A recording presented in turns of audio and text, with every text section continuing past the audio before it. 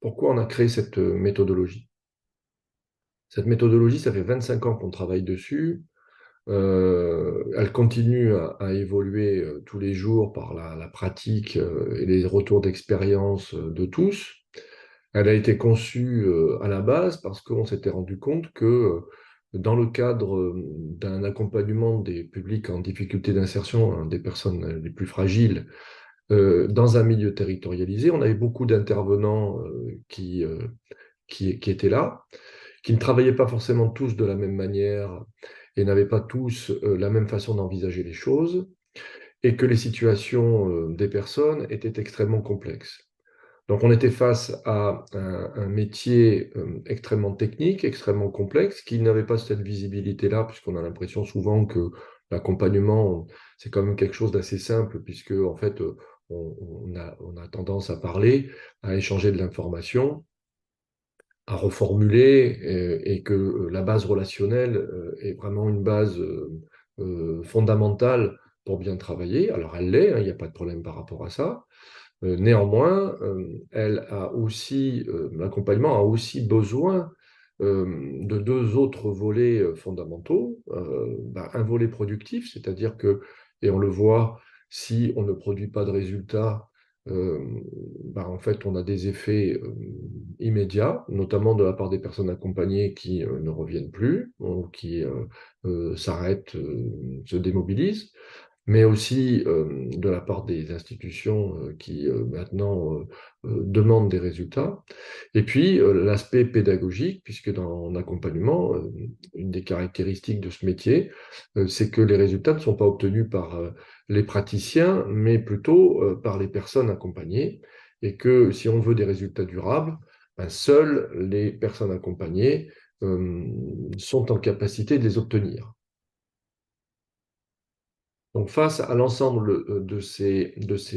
constats, on s'est dit que ce serait bien de pouvoir structurer le travail d'accompagnement et de pouvoir le partager pour que sur un territoire, au sein d'une structure, dans le cadre d'un parcours qui fait intervenir plusieurs intervenants différents sur des secteurs différents, il y ait une certaine cohérence de travail, une certaine organisation qui se mette en place, et donc, on a bâti progressivement ce travail de structuration technique, je le répète encore technique, du travail d'accompagnement. L'idée de la méthode MAPI, ce n'est pas du tout d'imposer une façon de travailler ou des processus de travail, mais plutôt de poser des bases méthodologiques communes, des bases de travail communes pour que on ait les mêmes repères. Si on a les mêmes repères, encore une fois, ça veut dire qu'on va pouvoir dialoguer, ça peut vouloir dire qu'on va pouvoir échanger nos points de vue sur des bases concrètes et sur des bases communes. Ce ne seront pas des points de vue subjectifs, mais plutôt des points de vue d'évaluation objective, que l'on va pouvoir élaborer des stratégies et qu'on va pouvoir être sur un travail collectif beaucoup plus approfondi. Ça veut vouloir dire aussi, si on travaille de la même manière, si on a les mêmes repères méthodologiques, que pour la personne accompagnée, quand elle va passer d'un praticien à un autre dans le cadre de son parcours, elle va avoir une cohérence de discours, une cohérence d'approche, qui, même si on va garder chacun sa particularité, ses expertises, et bien sûr sa personnalité, eh ben, ça la sécurise puisque en fait, on a des gens qui fonctionnent de la même manière. Donc, elle s'est habituée à un mode de fonctionnement. Et il n'est pas remis en cause euh, lors du passage d'une étape ou d'une action à une autre action. Et ça a un effet très intéressant pour l'activation, puisqu'on sait qu'une personne qui est insécurisée, et le fait que les discours ne soient pas du tout les mêmes, voire parfois contradictoires, insécurise énormément. Et donc cette sécurité va permettre à la personne de continuer à agir sur son projet. Ce qui est recherché à travers ces repères méthodologiques et ces partages d'expérience, parce que MAPI, ce n'est que du partage d'expérience, on n'impose rien, mais on vous dit voilà comment nous, les praticiens, depuis 25 ans, on a fait des essais-erreurs et donc on veut vous éviter de les refaire. Voilà comment nous, on voit les choses et c'est quand même très intéressant de mon point de vue. Ce qui est recherché avant tout, c'est du confort de travail.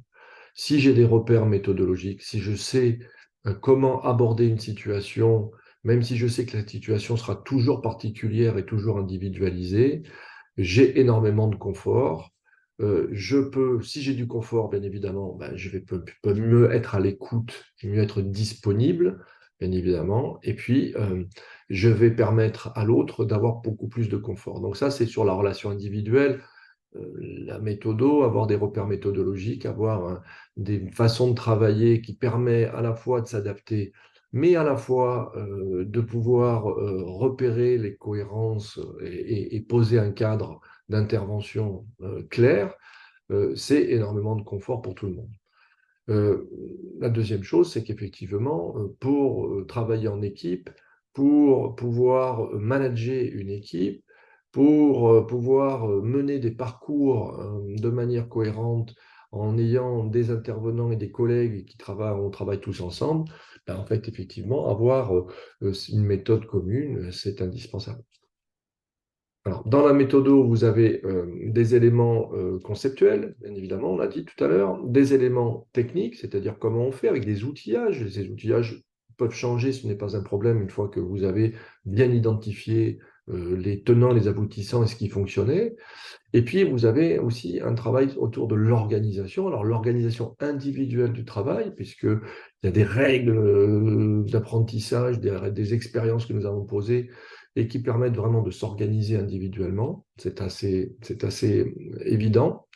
Mais aussi des règles d'organisation collective. Et c'est là où nous avons lancé la notion de pilotage de parcours, qui est une notion qui permet d'organiser le travail collaboratif autour du projet construit par la personne avec l'aide de son pilote, son référent de parcours, si vous préférez,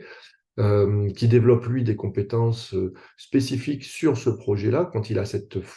mission, plutôt qu'une fonction d'ailleurs, cette mission de référent de parcours ou de pilote de parcours,